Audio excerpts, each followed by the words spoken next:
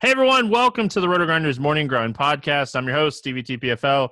It's Friday, is July 31st, it's 2020, and we have 12 baseball games to talk about here on today's slate. We finish out July with a big basketball slate and a big baseball slate. There will be a separate basketball podcast, so make sure you guys are checking that out. But we're going to be breaking down baseball over here. And like I said, excited for this 12-game slate. Also excited to break in another new face. We got Keith Eister, Eys819. How are you doing, my friend? Doing well. Happy to be here. Excited to talk some more baseball. Yes, sir. Big NASCAR day for Keith last week. I don't know if you guys saw it on Testimonial Tuesday or not, but congratulations on the big hit. And hopefully baseball's off to a good start for you. We got a dream slate here. We got pitching, we got bats, we got all kinds of stuff to talk about here on today's slate. Yeah, man, ready. Shout out to you for that NASCAR content. Been following you for a long time on that, so props to you. You do an amazing job. So all right, don't to make the host blush before we get started here. Let's get rocking. 12 games, so a lot to cover here. We start with the Red Sox and Yankees. Ryan Weber, Jordan Montgomery. Ryan Weber, any interest in him? No interest in Ryan Weber.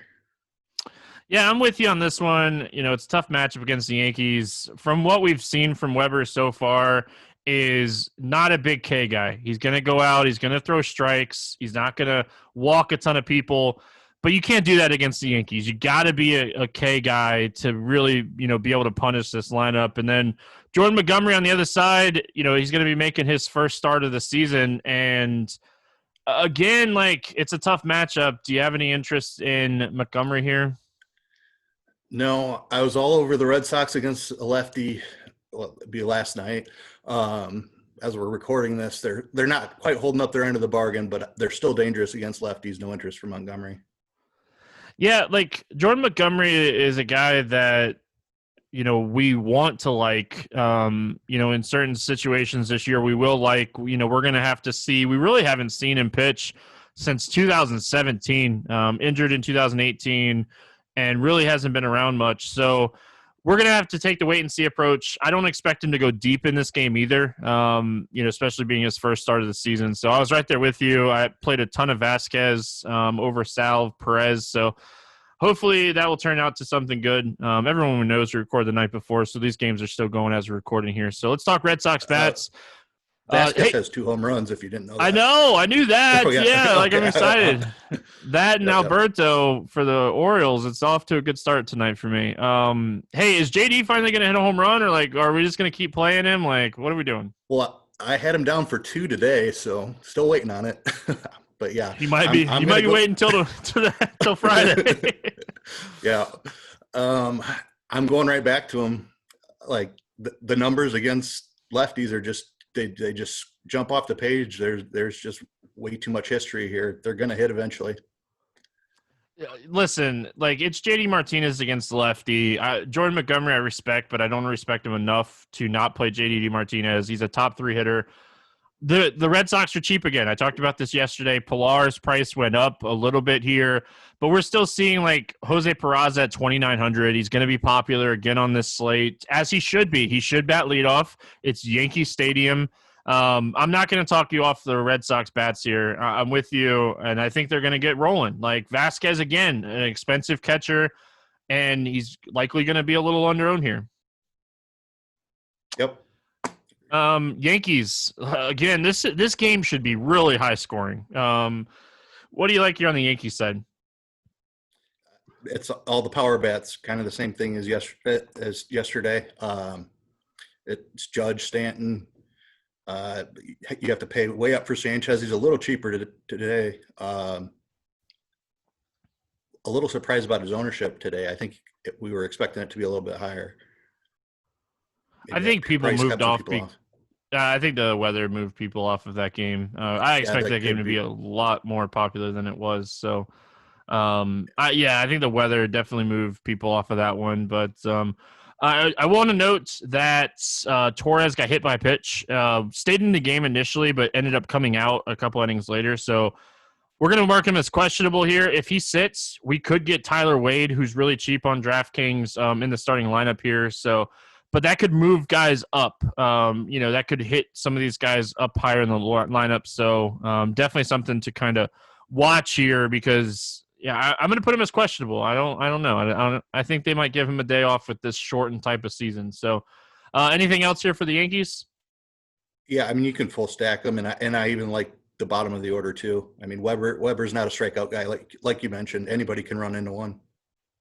Yeah, like this whole game stack is juicy. It should be, like I said, It should be a lot. Assuming that they're going to call the Orioles-Yankees game pretty early, so these guys should have plenty of time to get back into New York and get ready for this one. So we move on. We got the Reds and the Tigers. Trevor Bauer against Spencer Turnbull. What's your thoughts here when it comes to Bauer? Is this going to be Bauer? Luis Castillo was scheduled today. I read that they could pitch Bauer in this spot, or they could push him back one day, but they didn't want to move him back and they potentially could push Castillo back a day. So either way, Castillo or Bauer, we could talk about both of them if we really wanted to. I mean, it's kind of the same thing for me. Like, it doesn't matter who's going. I have a ton of interest against the Tigers, both high strikeout guys. If it's Bauer, I have interest. If it's Castillo, I have interest. Castillo's a lot cheaper. So, like, if it's Castillo, I like Castillo a lot more. He's $8K instead of 10.5. So, so if it is Castillo and he gets the nod here, it doesn't matter. I'm with you. Either one it is. I like both of them. We've already seen Castillo pitch 6 solid innings against Detroit Tigers earlier this season, like 5 days ago. So I like Luis Castillo or Bauer. Both top-end options. Whichever one starts, it doesn't matter. And then on the other side, we got Turnbull. Turnbull, he is decent against righties. He struggles against lefties. He doesn't ever really, get blown up. Do you have any interest here in Turnbull? I think he's really cheap on DraftKings, if I remember correctly. He's not. He's like 8,100. He's not? I was hoping he was going to be a little bit cheaper. Yeah. No interest at that price. Yeah, I'm with you. I was like, all right, man, maybe he's a little cheap. And, the Reds, they're starting to get healthy again. Some of these guys that were out for COVID are back, like Moustakas is back. So they're starting to get a little bit healthy again, too. So I'll probably pass on Turnbull here. Do you have any interest in the Reds' bats? I do have some interest, especially like you mentioned, lefties. Moustakas is the one that's jumping out. Akiyama had some power over in Japan. I don't think he's shown any yet here in the States, but I don't mind using him. Votto and Winker I'd throw in there too, and you can always use Suarez and Castellanos for their power as well. Listen, we call him Yoshi. No, I'm just kidding. That's the Tampa guy. Anyway, I could see a 3-man here. I see a strong 3-man here. If this game was in Cincy, I could see stacking a 5-man stack with Cincinnati here. I love Moustakas. Moustakas is a guy that can hit 2 home runs on any slate. He's a massive fly ball guy that makes a lot of hard contact. So I could play Moustakas as a one-off. You could pair him with, Castellanos and Suarez and Winker, however you want to do a 3-man. I think it's a really strong secondary stack here because not only am I not scared of Turnbull, the Detroit bullpen's terrible. So I could definitely get down on playing some Cincy bats here. I hate playing Votto. I can't play a first base spot on a guy that chokes up, and I say it all the time. But he beats me once or twice a year. He hits 2 home runs once or twice a year, and I'm okay with those slates. But for the most part, you're never gonna hear me recommend Joey Votto. That's just not my guy. I don't have any interest in any Tigers bats. It's a tough matchup, whether it be Bauer or Castillo. Yep, none for me. All right, Mets and Braves. Rick Porcello against Sean Newcomb. Any interest here in Porcello? Nope, I do not. Too much respect for the Braves. Yeah, Porcello, he'll have games every once in a while, but as the years have come and gone, the strikeout rate continues to go down. Fly ball pitcher, which could or could not help him depending on how hot it is in Atlanta. This would be one of those games. Jeff definitely checking the weather edge tool that we have here with Kevin Roth. This is one of those games where if it's hot in Atlanta is going to be that stack for me that could potentially go under-owned. Sean Newcomb on the other side, another guy that like when he's throwing strikes and he's pitching efficient with like his changeup, curveball, fastball mix, like he's really good. But the walks are the issue when it comes to Sean Newcomb. Do we know if he's stretched out? I was trying to find something. Like I tried to find something on all the Braves guys. Like I ended up playing a lot of Max Fried, and it kind of worked out on Thursday. The last thing that I read is like he threw about 3 innings, but didn't really have a workload like a limit. But 3 innings against the Mets, his first start, like I don't know. I love Sean Newcomb. I love the Braves young guys. I don't think I can trust him enough in this one. Yeah, I just don't think the innings are going to be there. The price is juicy though. Gosh, the price is so nice. 6,800. There will be some strikeouts, but I don't know. I'm going to see if I can try to find a little bit more on how many pitches he might get. Because if he can get up into 85 to 90, and then like you mentioned, he has to throw strikes on top of that too. But if he can get up to that range of pitches, I probably have some interest. Yeah, like if we get some news, like this is definitely one to kind of watch. We have some pitchers. Like we're going to get into some guys that I really like on this slate. So like Newcomb's on the fringe. I like the price, but we have cheap bats. Like we already talked about some of the Red Sox being super cheap. So we have some options. Like if we wanted to go paying up for 2 pitchers, we can do that on this slate. So any Mets bats that you like here? You can always play Pete Alonso. Rosario's been off to a hot start. Definitely going to avoid the lefties against Newcomb. He's pretty tough on lefties. Cespedes and Davis if you're looking for a power one-off.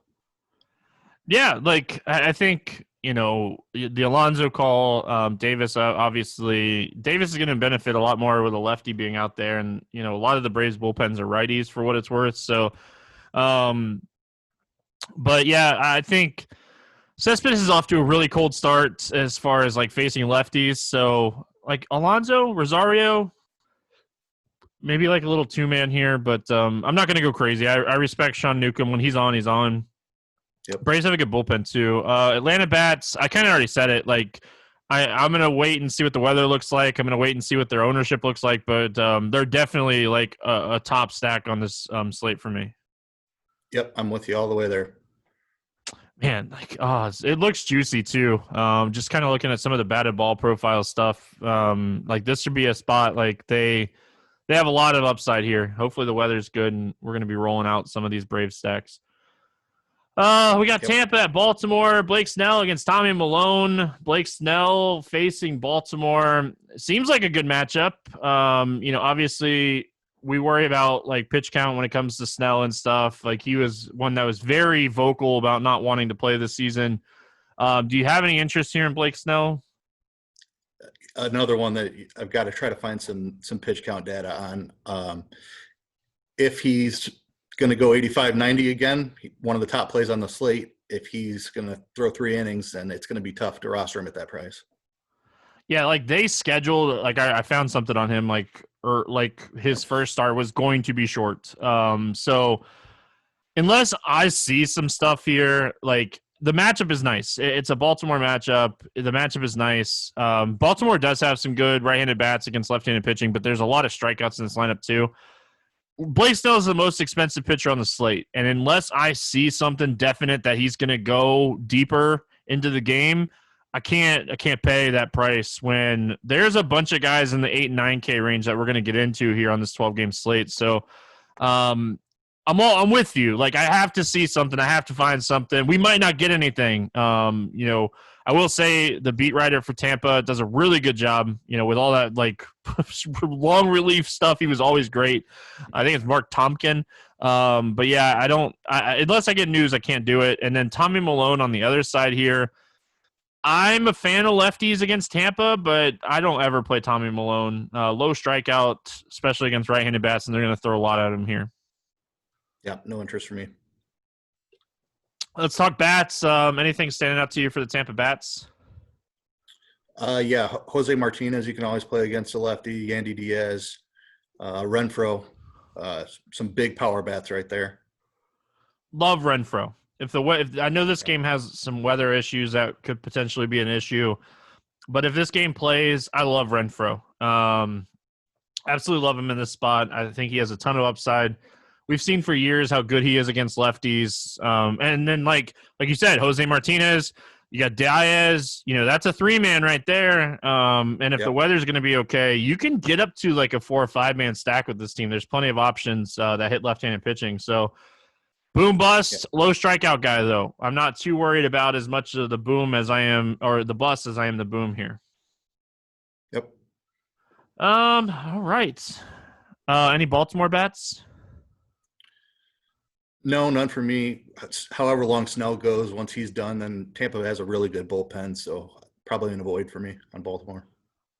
Yeah, I'm with you on that one. Like you said, the bullpen's really good. Usually, like if I was going to get a bulky bullpen, I would be interested, but Tampa bullpen is respectable. So we move on. We got the White Sox and the Royals. Dallas Keuchel against Chris Bubbick. I probably said that wrong, but what's new?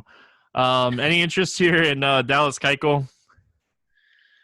No, I don't. There's just not enough strikeouts. I love the ground ball profile. He's a good real life pitcher, but just not enough strikeouts for me. Yeah, I'm actually I'm on the fence because I've been playing Kansas City every day, and they're finally Salvador Perez got a bump, Soler got a bump. These guys are finally got bumps in price. So I'm hoping this could be just an ownership play. People jump off because the prices went up. And yeah, I agree with you. Keuchel is a ground ball guy, but Merrifield, Soler, Franco, these are fly ball hitters. So I could look at potentially doing a 3-man stack here. Keuchel's not going to go out and throw the ball by anybody anymore. So I kind of like this spot. But it's going to be all right, what does Jamino have projected ownership? So I'm gonna pass on Keuchel here. Bibbick. I'm gonna saying his name this year. Do you have any interest in Bibbick? I looked into him a little bit. The dude has not thrown a pitch above high A. So he's skipping double A and triple A. We're gonna see a lot of that this year, just for what it's worth. Yeah. He was really good in high A, but high A is not Major League Baseball. The price is way down there, but I don't know. If I'm trying to fit an expensive stack or something, maybe take a flyer, but nothing more than that. Yeah, okay, so here's the thing. If this dude was a righty, I would probably have some interest. I don't like left-handed pitchers against the White Sox. I always think they're a really sneaky team against White Sox. From what I read on this guy is he's a top 5 prospect in this organization. This isn't a fluke. This guy's coming up and he's going to get rocked. He could, not saying he won't. I'm saying this is a guy that is a really good pitcher. Very young, very young. He's 22, making me feel old, but good changeup, good curveball, soft tossing lefty though. And I feel it's easier to read soft tossing guys. So I'm going to probably pass on him here. He's 4K. If he was a righty, we're probably talking more about it. But yeah, just looking at the White Sox, they added E5 in the offseason. They've added some right-handed depth. I kind of like the White Sox stack here. Yeah, I'm with you on that. Just top to bottom, I'd go all the way down to Robert hitting 6th. McCann's always good against the lefty. So I think there's 7 deep here if you want to mix it up a little bit. Well, don't tell Derek Carty that. Right. Hey, listen, I'm always a fan for James McCann against the lefty, so that's fine with me. Like I said, I like this team. My only issue when you're stacking this team on DraftKings is you're not going to be able to do Abreu and E5. So that's always a pain in the butt. You could do it on FanDuel. So that's a contrarian way to build the stack on FanDuel because you can't do it on DraftKings. People don't change their mindset, and we'll see that 2-man stack be a little bit lower owned in this stack. So the White Sox, like I said, I think they have a lot of upside here. And it's not like the Kansas City bullpen's anything to brag about. I already kind of talked to the Kansas City batters. Do you have any interest in them? Yeah, maybe a little. Merrifield, Soler. Franco. Like you said, if the ownership's going to be low, then I have even more interest.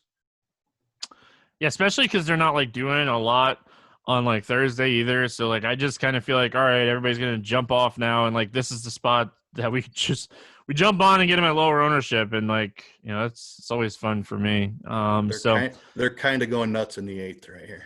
Let's go. They're up to 5 runs.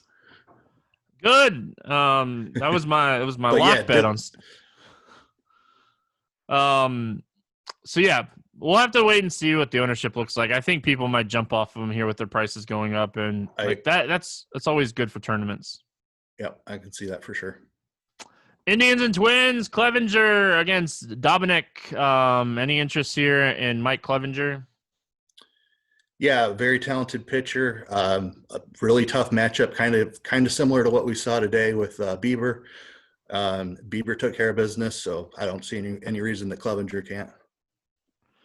Listen, it's the same thing. Like it's the same thing we talked about yesterday, except for the fact like his strikeout rate is a little bit higher than righties, but again, allows a lot of hard contact. Like ceiling wise, he probably has the highest ceiling on the slate. Assuming that Blake Snell doesn't pitch deep. So ceiling wise, he is up there. It's a great spot. I like Clevinger. It looks like Cleveland is giving these guys a little bit longer leash than what we've seen from some of these other teams. So definitely willing to pay up for Clevinger. Tough matchup for sure. Dominic on the other side. Do you have any interest in Dominic? It's hard against this Cleveland team. He's not a very high strikeout guy. I think he's a talented pitcher, but it's really tough in this matchup. So probably not for me. Listen, decent out of the bullpen last year. I don't think anybody can really argue that. It's a huge transition. We saw him allow only one earned run. Not going to get out and get a bunch of strikeouts. So I don't have any interest here. Let's talk Cleveland Bats. Slight interest in this spot. Like this guy doesn't overpower anybody. Like he has good command, and that's why he was such a good reliever. Thoughts on Cleveland Bats? Yeah, I have a little interest. Ramirez and Lindor, always top plays. I like that they hit from the left side against him. Yeah, I'm not sure about a full stack. Like you said, with guys with good command, it's hard to string together a lot of runs. So I'm probably hunting power here. Yeah, I think I'm with you on that. Like I'm just kind of looking at, maybe Jose Ramirez, Lindor, Santana. If you want to go 3-man, I lean more towards a 3-man than I do a full 5-man. But yeah, Minnesota has some bad arms in the bullpen too. Like they have some good arms in the bullpen. They're kind of really mixed. But so if they get to this guy early and they pound it on him, like you could get that bad end. So in that aspect, like if you're playing 150 teams, maybe you do a few main stacks on this team as well. I definitely think they have the upside. Minnesota Bats, it's such a boom bust spot. Like you chase power, I think. You don't fully stack them. You just try to find that power against Clevinger. What's your thoughts? I agree with that exactly. Yeah, I can't stack against Clevinger. Like it'd be low owned, and they have a ton of upside, but can't do it. Another really good control guy. Yeah. Garrett Richards, John Gray, Padres, Rockies, first Coors game of the season. It feels like it's been forever, but do you have any interest in either one of these pitchers? No, sir. For anyone new to playing fantasy baseball, because we may have some new people, you don't typically play pitchers in Coors with the elevation. The ball flies out of this ballpark, and it's a huge ballpark. So, doubles become triples, singles become doubles. So this is just not a ballpark, and you usually see really high totals here. Two really solid pitchers, but even the breaking ball stuff doesn't break as much. So there's just a lot of reasons not to play pitchers in Coors. I'm with you. I'm not playing either one of these guys. This game was in San Diego. I think you can make an argument for both of these guys. Padres Bats, it's Coors. We don't have to get into it too much, but the Padres are off to a pretty solid start here. These Bats look good. Yeah, absolutely, and It's top to bottom. I mean, the power goes deep too. Tatis, Machado, obviously the top two. Tommy Pham is right up there with them. Grisham is off to a hot start. I don't mind Profar and Myers either. Hedges Listen, even. they're priced up, which is nice. For the first core slate of the season, DraftKings did not miss, which is awesome because I hate seeing cores like 30 to 40% owned because they're underpriced. But like you're paying up for any of these guys. I don't feel like we have a ton of strong, cheap pitching options. Could you take some shots? Sure, you could take some shots on some guys that are down there, but for the most part, you're paying up for these guys. And on the Rockies side, the guy that stands out to me the most is probably David Dahl and Hillard, just because they're both under 5K. Murphy's under 5K. Like that's probably where I'm going to get a lot of my exposure to the Rockies is just these guys that are under 5K. Yeah, like you said, I do respect Richards as a pitcher. He's talented, but the stuff is just straighter when you're in course, and strikeouts don't go as well. So, yeah, I like power bats, especially from the left side, which the Rockies are full of. Yeah, and this is just a guy coming off of like injuries. I know he pitched 5 innings through 73 pitches in his first start. He looked really good against Arizona, but again, this is just I don't expect him to go super deep either because I don't think they're going to push him too much. Like the Padres, legit chance to make the playoffs. This team looks legit. They have options at pitching. They got bats, so I don't think they'll push him too far here. But all the bats are in play here. Don't have to spend too much time. Love this game. Pirates and Cubs. Trevor Williams against Udarvish. Any interest here in Trevor Williams? No, not enough strikeouts and too much Cubs power. Yeah, like the wind, it's the night before, but the wind is projected to be blowing in at Wrigley here about 10 miles an hour, which definitely makes a huge difference. Again, first-time players for baseball. Wind blowing at Wrigley benefits the pitchers a ton, especially a guy that is a fly ball guy, which Williams is not, I'm just saying in general. But Williams doesn't strike anybody out. So I just, even if the wind is blowing, I can't go Williams here. And then on the other side, Udarvish against a team that doesn't have a ton of power but doesn't strike out a lot. What's your thoughts when it comes to Darvish? What's his price tag? He was a late ad. It was supposed to be Chatwood, and then, oh, man, he's all the way up at 10.5. They didn't miss it. No, they didn't. Nailed it. Darvish, the command was shaky in his first start. He can strike anybody out, so I'm not as concerned about that. But the command being off in his first start and that price tag, I'm not going to have much. The only thing that is semi-interesting here when it comes to Darvish is just potentially getting him a little lower owned because he is expensive. So yeah, I think it's a tournament stab or two. Yeah, like for tournaments, like he is a legit pivot off of Clevinger, and really he's not a pivot if it's Bauer because Bauer's in this range, and then those are the guys that I'd probably be looking at.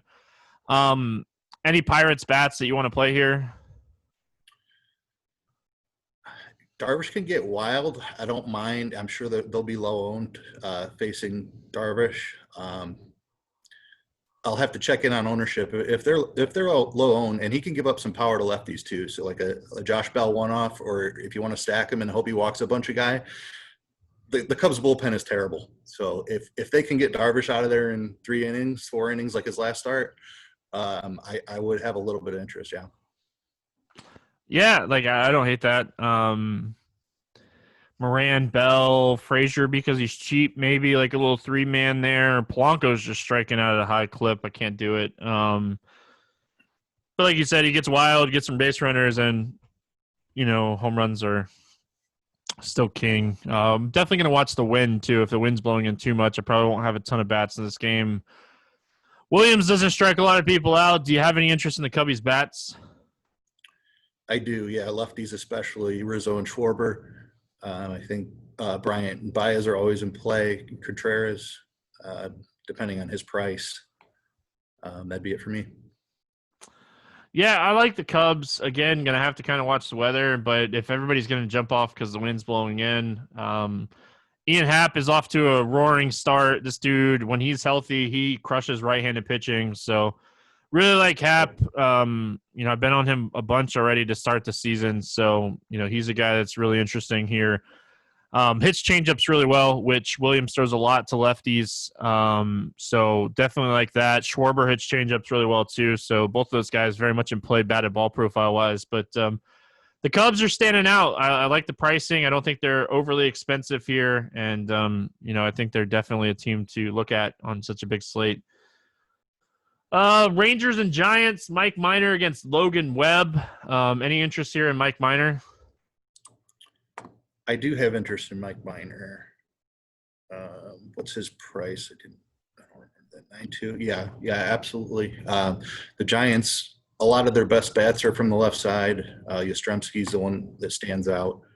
They'll probably try to line up some righties against him. Although I think Longoria did come back today. And Ruff is supposed to be back too. And Ruff, okay. I still have. Not that it's scared. Yeah, I was just pointing it out. That's all. Yeah. Yeah. Okay. So I'm on the fence. I like Minor. I think he is a great tournament option. I kind of like the Giants bats too. We'll get to that in a second. I'm always a huge fan of Flores and Slater and Longoria against lefties. Pence is always a guy that hits lefties well. So I could see this going either way. Darren Ruff could be really popular on this slate. He got recalled and he's 2,400. You got to use him at first base, which might keep his ownership down a little bit. But 2,400. He looks juicy. Assuming that he bats like fourth or fifth here. So I like Minor. I like the tournament upside. I'm with you. It seems like a lot of the bats here are left-handed, are good against or left-handed bats, but they have so many righties now. They could roll out like 8 righties here. So Minor might be one of those guys that like I'm waiting to see a lineup before I like make my final decision on him. So, any interest here in Logan Webb? No, I don't think so. He just hasn't shown like a big strikeout pitch. And like it's supposed to be a slider. Everything that I've ever read about him when like he was a prospect, with the Giants and stuff is like he's supposed to be like a guy that can strike people out with his slider. He showed us in AA and AAA like he can do that. It has not translated.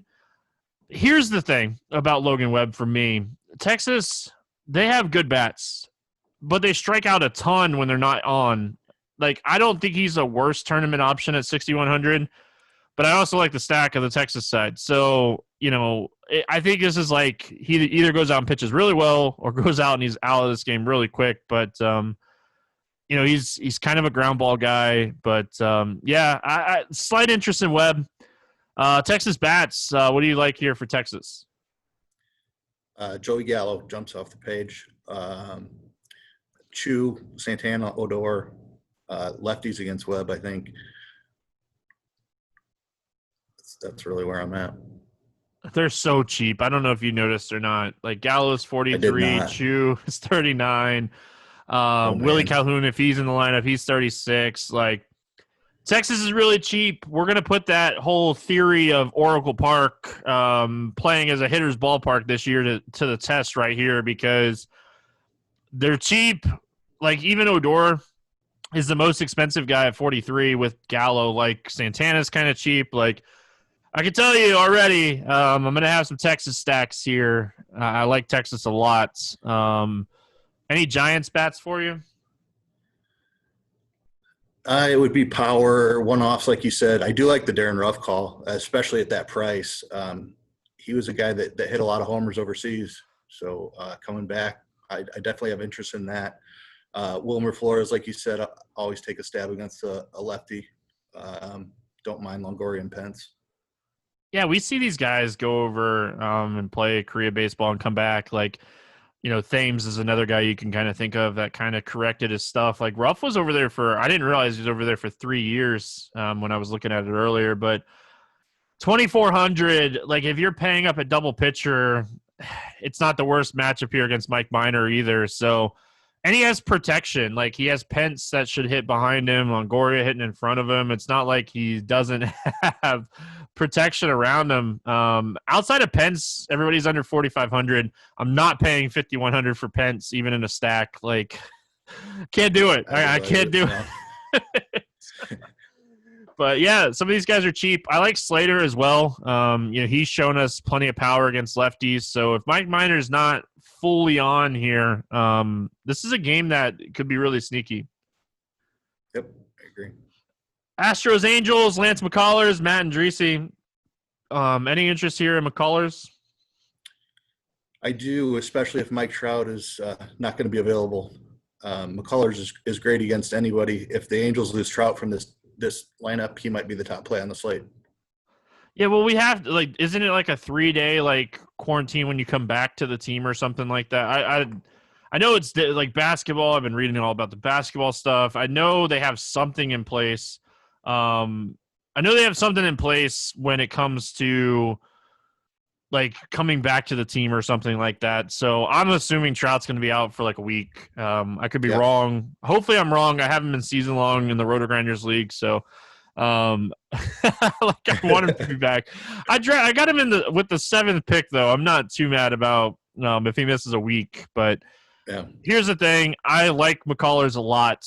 This lineup minus Trout it just takes a huge hit, and we've seen it for years when Trout's out. This lineup struggles. They added some help here with Rendon in the offseason. Ohtani looks really good. He's healthy.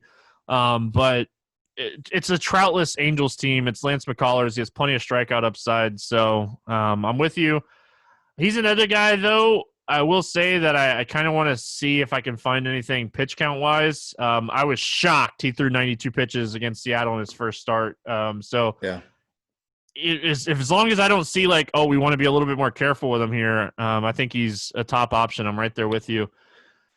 Andriese on the other side of this game, Houston's good. I don't play a lot of pitchers against Houston. Not only do they not strike out a lot, they're very patient. I'm probably not going to play Andriese here. Nope, no upside. I have no interest. Any interest in the Houston Bats? Yeah, always. How are they priced? Let's see. Altuve, Springer, kind of expensive. Correa's cheap. Tucker's cheap. Brantley's 2,800. Yeah. That's ridiculous. Michael Brantley.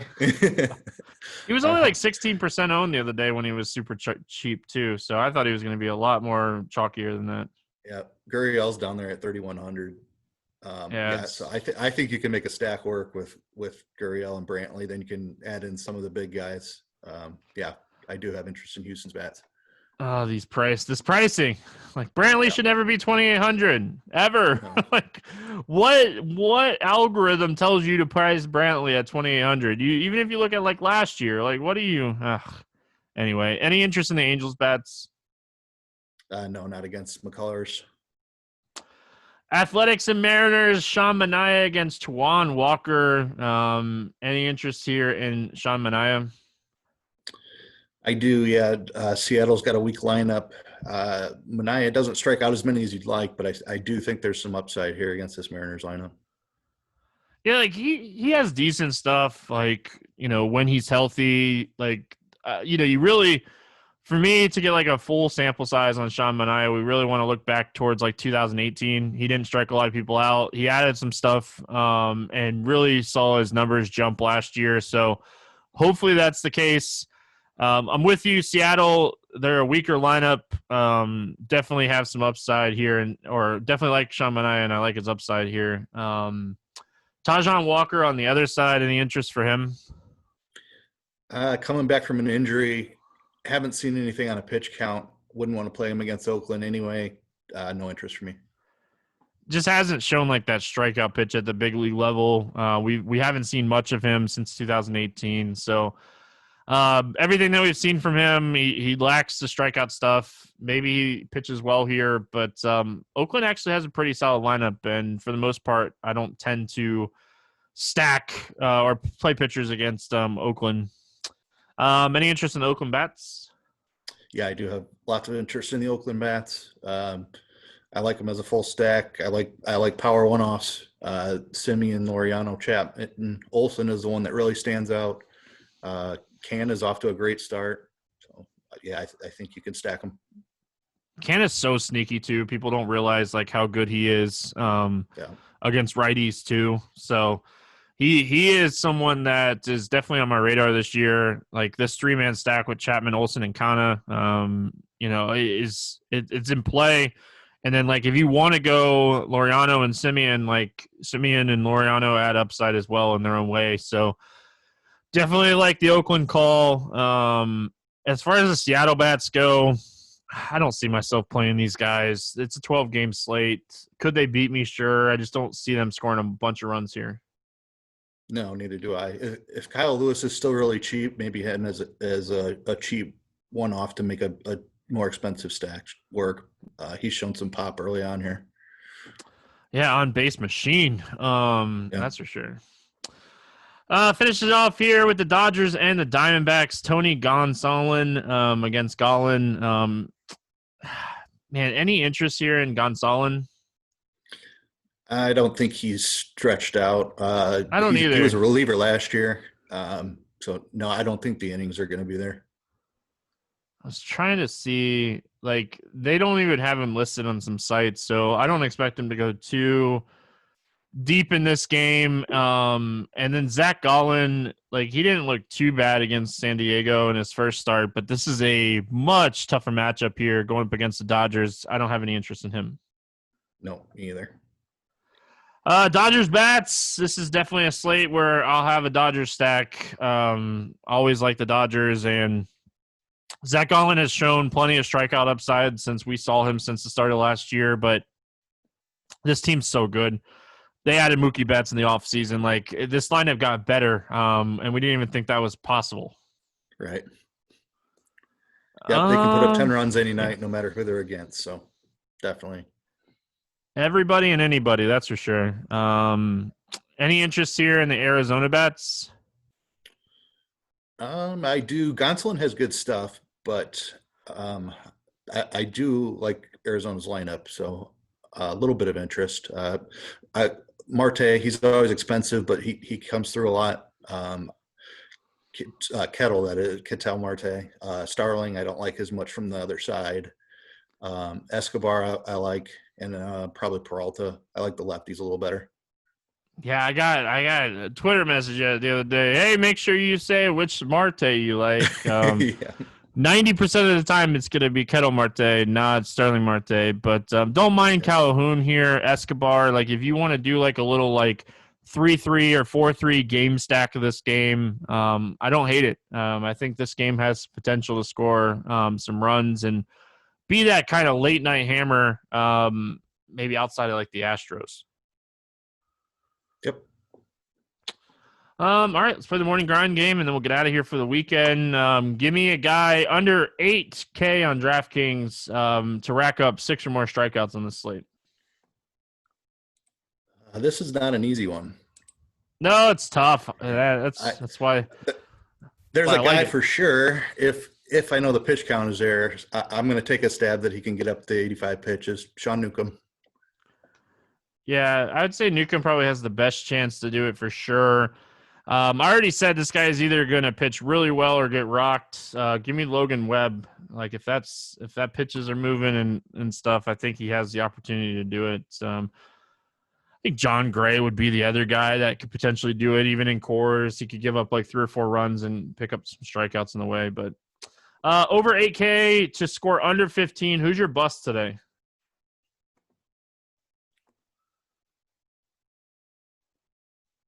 I think I'm going to have to go Darvish.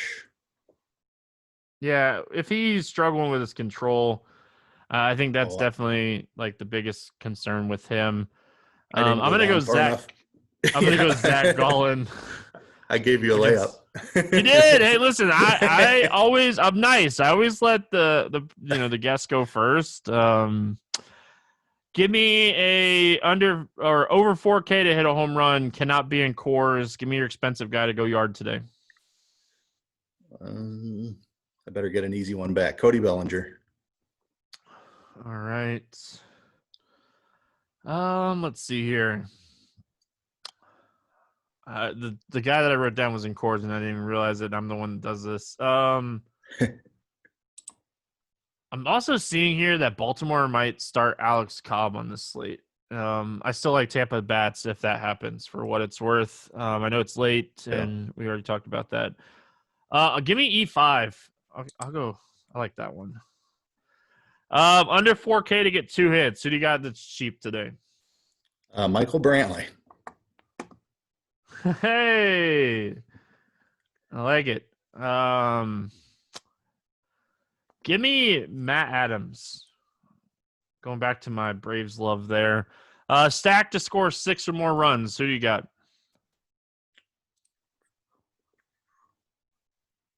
Let's go Dodgers. All right. I'm going to kind of hedge. I took Logan Webb. I'm going to hedge with the Texas Bats here. I'm going to get it right one way or another. So I'm going to go Texas.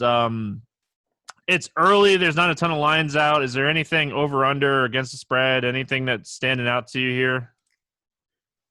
One thing that stood out as we were going through, what's the line in the Texas-San Francisco game? It is at 8. I'll take the over on that. Yeah, that is a juicy one. I wonder if that's on sharp side or not. I'm gonna go look and see if it's on sharp side, because I'll take the over on that too. Yeah, we might have a hitter's park in San Francisco and a pitcher's park in Texas. Like opposite from last year. Yeah, it's definitely different. Man, I'm gonna take.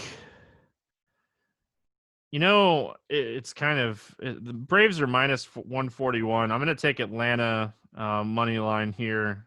I like it. Got to give a little juice there, but it's not, nothing crazy. I usually try to stay under 150, but I like Atlanta to win that game.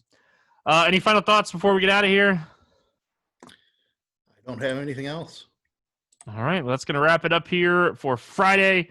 Hope everyone enjoyed, having a week of baseball. Basketball's back. I was watching the games before we got started here, and the game.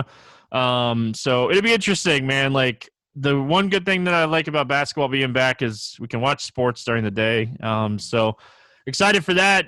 Keith, I appreciate you joining me here. I look forward to working with you in the month of August. That's going to wrap it up here for Friday. Hope everyone has an awesome weekend. Good luck in your contest, and we'll see you again Monday.